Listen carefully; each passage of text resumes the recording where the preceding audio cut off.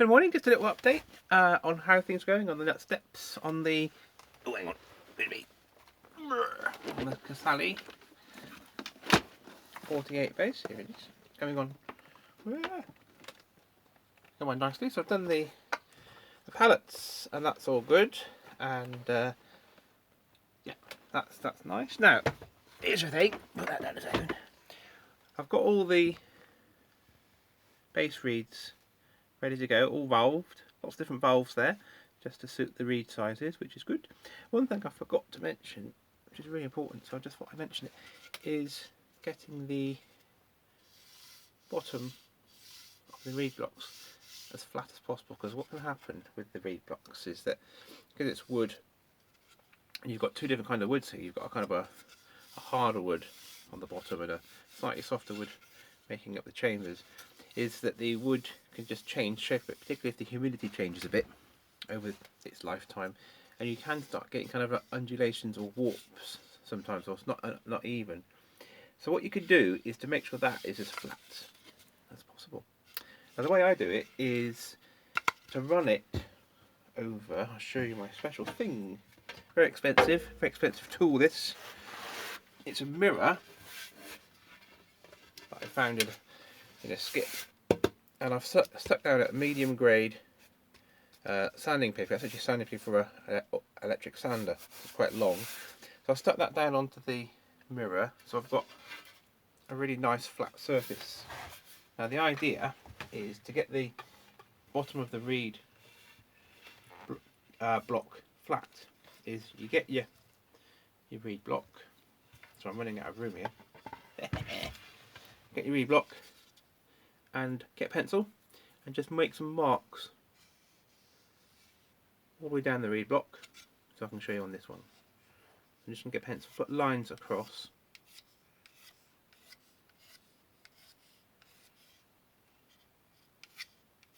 like this. Okay. Yay. Now if I run this along the sandpaper, which is on the mirror, so if I just move my cup of tea, that's getting right in the way. Ah! Running out of room. There we go.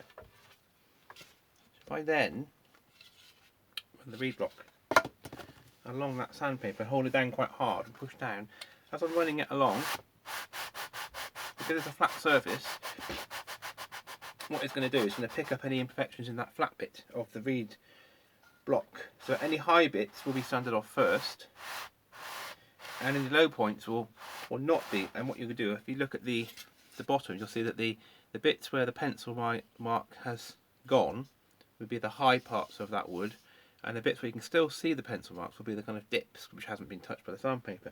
So if you just keep going like this on a flat surface, eventually when all the pencil marks have gone, you'll know that this is as flat as a mirror, and the mirrors are generally pretty flat. So all glass, all tiles. So just keep going.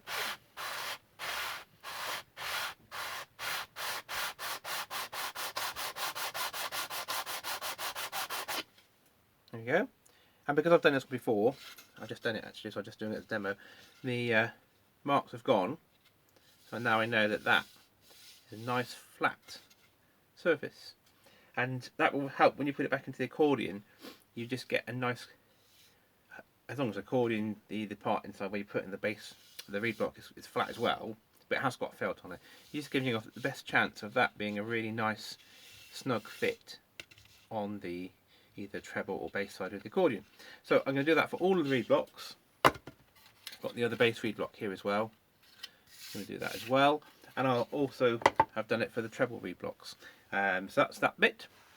So the next step is I'm going to re-wax all of these bass reeds into these reed blocks, and once I've got it all in, I'm going to then put them all back into the accordion and give it another little test just to see if those bass reeds sound better, because when I played it last time it sounded like a cat being strangled. So hopefully by putting them back in, before tuning or anything, it will just sound more like an accordion. So I'll wax them in, leave them for 24 hours, and then I'll just put them all back into the accordion and do a little video of how it all sounds and if it sounds better, which I certainly hope it does, otherwise I'm wasting my time. Okay, there we go. Okay, here we go. All done. Well, not all done, but I've done all the reed blocks. All the bass side and treble side reed blocks have been the reeds taken out, cleaned, checked, valved, waxed and put in. I've also checked the flatness of the bottom of the reed blocks as well, so that's gone in. What else have I done? Done the pallets on the treble side. Haven't done the pallets on the bass side. I'm going to leave that for a bit and see how it goes, because it is such a massive job, because you've got to actually disassemble the whole bass mechanism, and if it plays okay, I might leave that for the time being, because it's just a huge job really, so I might just leave that for a second.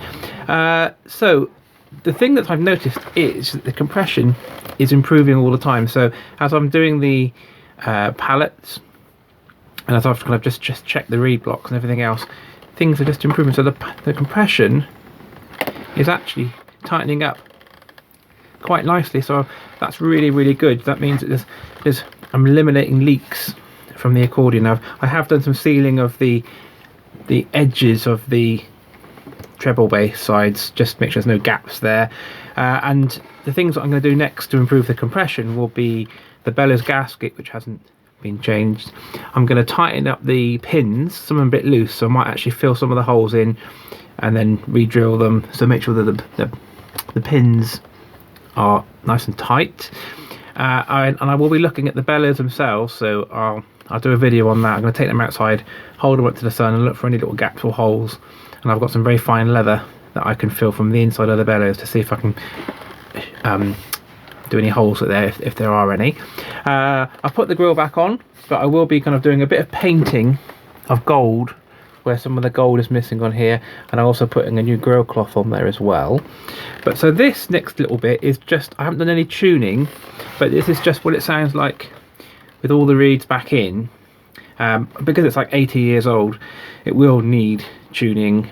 Things are a little bit off, but it does sound 100 times better than when I bought it, which is good. So it cost me 25 quid this, and it has cost me about £10, £15 in material so far, so up to about 40 quid, and I think it sounds alright. So I'll just give you a little chance to hear what it sounds like. So the bass side,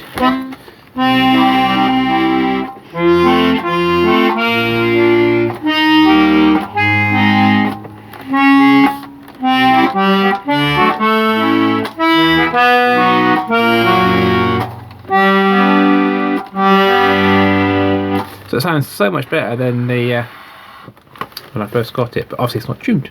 Right, so I'll just give it a little tune, see what we can get out of it. Here we go.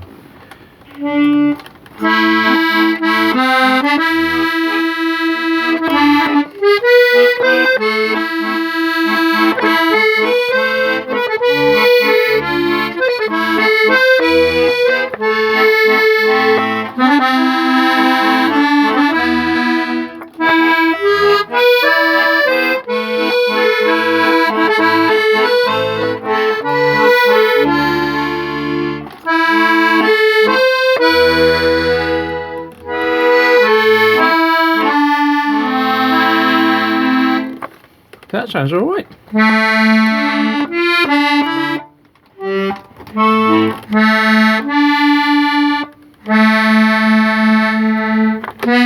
I want it when you.